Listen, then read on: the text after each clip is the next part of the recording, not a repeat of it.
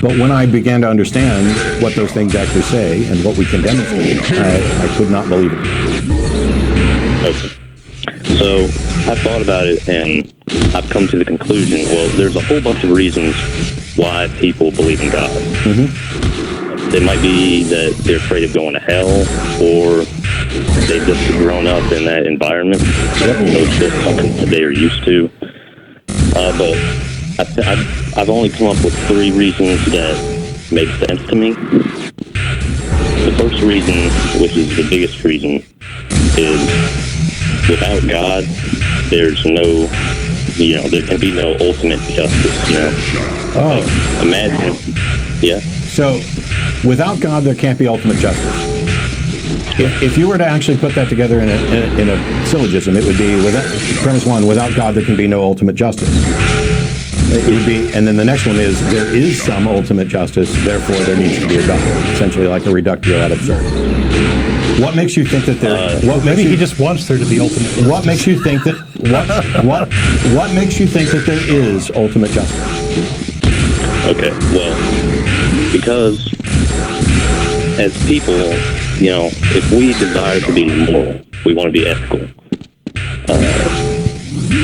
We cannot be happy morally knowing that, there's so much horrendous suffering going on in the world. Why not? Why do our desires have any bearing on what is? That's the main. What makes you think there is in fact an ultimate justice? I don't think that's evidence for there being ultimate justice. Well, you presented this as one of the 3 reasons to believe that without a God you can't have ultimate justice. And I'm saying it's a reason to, not to believe, but a reason to live in faith of God. It's a choice instead of a belief. So unfortunately, I would want to file that under wishful thinking. How do you determine which God? How do you determine which God? Yeah, I mean, if you're going to believe just for the sake of convincing yourself through wishful thinking that there is some ultimate form of justice, which God is it? Well, if the reason that you're believing is for there to be justice for people, then you research through the different religions that there are. I'll buy that. And so if you go to Islam and you see that the actions of the God or what he says is necessary for you to be saved aren't moral requirements, then that defeats the whole purpose of believing in him. I'm fine with that. So which God do you think gets us to ultimate justice? Say that again? I'm fine with what you just said. And so if you were to evaluate all the different God claims, and you wanted to pick the one that gets us to the sense of ultimate justice that you want, which one is it? It's the God of Christianity. Really? The God where God sacrifices his own son to serve as a loophole? The one where no matter how big of a sinner you are, no matter how many people you've killed, if you just call out to Jesus, you'll be saved and get to go to heaven. And yet if you're a good person who doesn't believe you go to hell, you consider that ultimate justice? The one that laid out the rules for slavery? So it's fine that Helen Keller, a Jew, is in hell under Christianity, and yet Adolf Hitler, who professed himself to be a Christian in private, might be in heaven, or Jeffrey Dahmer, who had a last-minute salvation thing, might be in heaven. And you think that this is an ultimately just system? Did I say Helen Keller? I meant Anne Frank. I'm a moron sometimes. Throw Gandhi in there too. What the hell?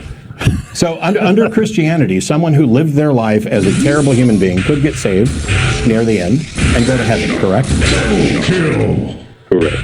And me, let's assume, just for the sake of argument, that I'm a relatively decent person, live my life caring about other people and doing what I can. I never murder anybody or anything else along those lines, and yet I'm going to hell, and you think that that's a justice? Well, you've stated a couple different doctrines that I don't believe myself, but the majority of Christians do. Yeah. So not only out of wishful thinking are you going to go with Jesus is the one that gets us to a perfect justice, but you're going to do the particular version of Jesus that you've invented that doesn't match with modern Christianity or Orthodox Christianity. So how is this fundamentally different from just making up whatever you want to believe? Well, I believe what I believe based on biblical evidence. So, like hell, for example, it's said to be eternal torture. So, but I don't believe that. I used to, but I looked into it, and the original Greek Bible, I don't believe, actually said anything about hell being eternal torture. Yeah, you're not alone. You're not alone. Billy Graham and others buy into annihilation theory, that those of us who don't believe just cease to exist. Is that what you think? I'm undecided either annihilationism or universalism. I really don't know. Okay, so how is either of those justice? I mean, because justice is, by definition, people getting what they deserve. And mercy is a suspension of justice so that you get something that you don't deserve. So if none of us deserve an everlasting paradise, and some people are getting an everlasting paradise, that's a suspension of justice. So nobody's getting what they deserve. Yeah. So, like, take Islam, for example. The way that you be saved in Islam is just, well, it's almost the same as Christianity, but there's a lot of legalism involved. You've got to pray this many times a day and all that. And then take Judaism. Well, it's pretty much the same thing. Lots of legalistic ceremonial practices. So what's wrong with that? What does that have to do with justice? I'm getting to that. Okay. So, but in Christianity, you're saved by believing in Jesus, but not just that. Oh. Like yeah. Okay, under your version that might be the case, but if you actually look into soteriology, which is the study of what it takes to be saved, there's a number of different models where primarily, if you cite verses, it talks about being saved by grace through faith, that this is a gift of God, that there's nothing that you can actually do. So if you talk to Calvinists, you're not in any way responsible for your salvation. It has nothing to do with what you believe, because after all, the demons and the devil believe that Jesus is the Son of God. Right. And don't Calvinists also believe that nothing you do would make a difference? Not completely. Okay. But now we're down a rabbit hole. Okay. Go ahead, Nick. The Bible does say that we are saved by believing in the death and resurrection of Jesus. That is true. What does Jesus say it takes to be saved?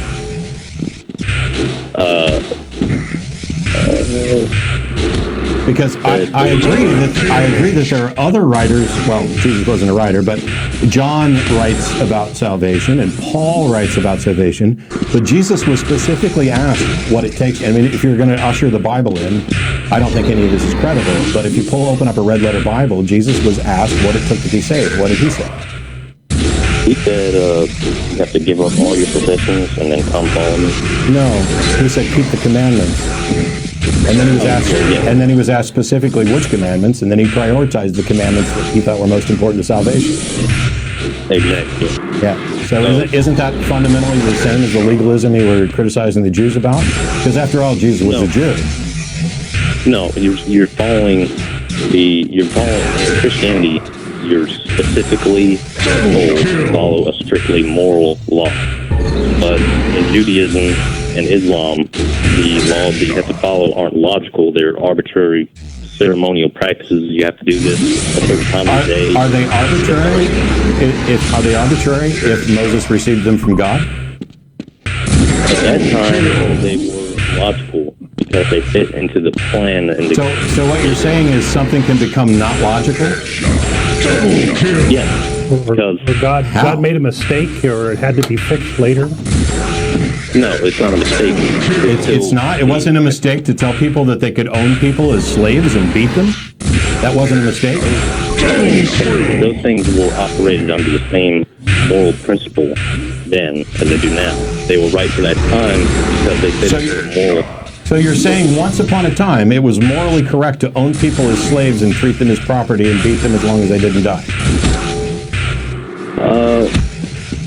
I'm not sure if the Old Testament exactly says that. Yeah, it absolutely does. Exodus 21. Would you like to read it?